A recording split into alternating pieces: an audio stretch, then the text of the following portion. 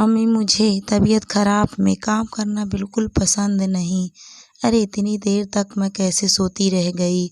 अचानक से उठने पर रेखा के सर में जोर का दर्द उठा। पूरा शरीर टूट रहा था। छूने पर उसे लगा शायद बुखार है। फिर भी कोशिश करते हुए वो रसोई तक पहुंची।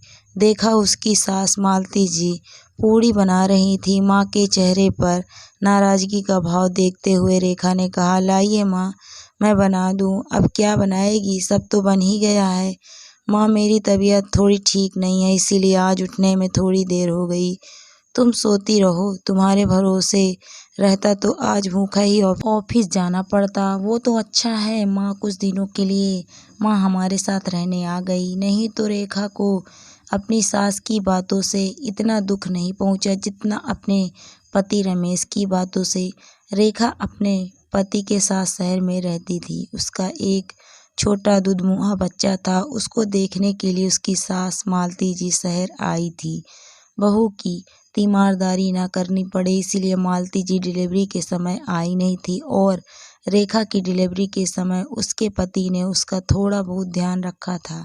बाकी उसके मायके वाले कुछ दिन के लिए आ गए थे। कमरे में आपको मैंने कल रात में बताया था तबीयत थोड़ी ठीक नहीं लग रही, पर रमेश अनसुना करके चला गया।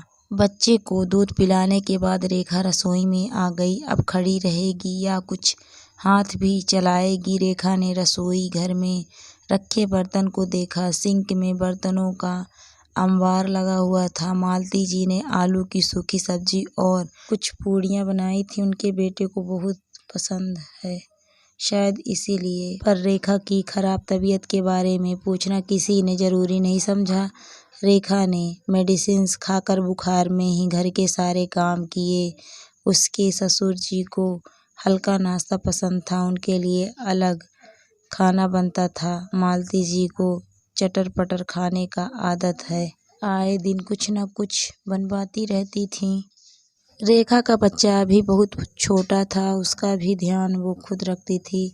मालती जी अपने पोते का भी कोई काम नहीं किया करती थी। अरे ठीक से मालिश कर, देख हड्डियां कितनी कमजोर है। रेखा के मन में आया कि कह दे आप ही कर दीजिए, पर वो जानती थी कि यही जवाब आएगा। अपने बच्चों का किया, अब क्या बच्चों के बच्चों का भी करेंगे। बहरहाल रेखा ने उसी हालत में जैसे तैसे काम किए। शाम होते होते उसका बुखार और बढ़ गया। अब वो बुखार में करहाने लगी थी। उससे रह रह कर अपने मम्मी पापा की याद आने लगी।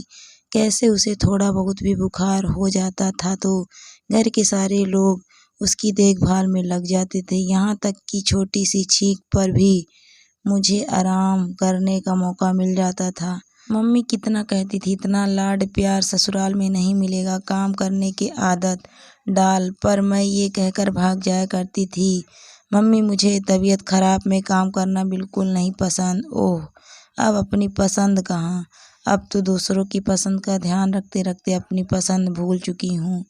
कहकर रेखा की आंखों में आंसू उतर आए।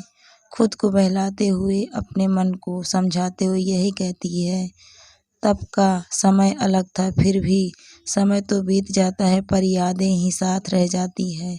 यहाँ देखभाल तो दूर, कोई तबीयत पूछता भी नहीं था। ऐसी ही यादों में खोई रेखा की आंख लग जाती है। शाम को मालती जी चाय का इंतजार करती थक गई, तब अपनी बहू के कमरे में जाकर झांका। बहू बेसुध सी पड़ी हुई है और छोटा सा उनका पोता सुसु करके गीला पर कुनकुना रहा है। हद होती है आलस और कामचोरी की। मेरा पोता रो रहा है और तुझे सोने से फुर्सत नहीं है बहू। ओ बहू उठ। पर रेखा का बुखार बहुत बढ़ गया था, वो आंखें नहीं खोल पा रही थी। मालती जी को लगा कुछ गड़बड़ है। माथा छू कर देखा, आग जैसा तप रहा था।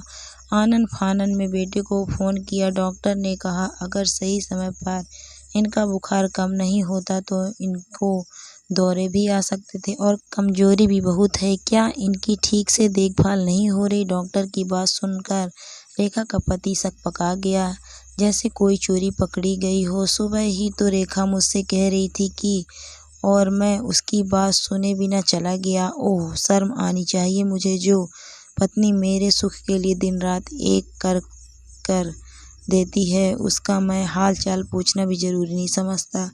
देखिए अभी इनको 1 सप्ताह आराम की सख्त ज़रूरत है।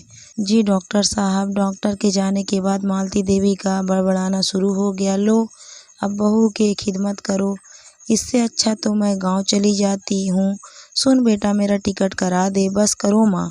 रेखा ने क्या आपकी सेवा में कभी कमी रखी है क्या? आपका फर्ज नहीं बनता जब उसको ज़रूरत हो तो आप उसका ध्यान रखें। गलती तो मेरी है माँ, जब मैं ही ध्यान नहीं दे पाया तो वो सबकी ज़रूरतों का ध्यान रखती है और मैं उसकी ज़रूरतों का ध्यान नहीं रख पाया, ना ही कभी उसकी पसंद नापसंद जान पाया। मालती जी को 2-4 दिनों में ही बहू की कद्र पहचान में आ गई। जब सारे काम उनके सर पर पड़े, इधर रेखा को जब थोड़ा सा तबीयत ठीक लगा तो उठकर रसोई में काम करने के लिए चली गई। अरे रेखा, कमरे से बाहर क्यों आई? अभी तुम्हें आराम करना है। हाँ हाँ बहू, पूरी तरह से ठीक हो जाओ तब करना। तबीयत खराब में काम करने की ज़रूरत नहीं, मुझे माफ़ कर दें। तेरी तकलीफ़ मैं नहीं समझ पाई। मालती जी अब अपनी बहू के पूरी तरह ठीक होने का इंतज़ार करने लगी। रेखा भी अपने पति और अपनी सास के अंदर आए बदलाव को देखकर बहुत खुश थी। दोस्तों कहानी आपको कैसी लगी कमेंट करके ज़रूर बताइएगा। कहानी अच्छी लगी तो वीडियो को लाइक शेयर ज़रूर करें। अगर आप मेरे चैनल पर नए हैं तो प्लीज़ मेरे चैनल को ज्वाइन भी करें।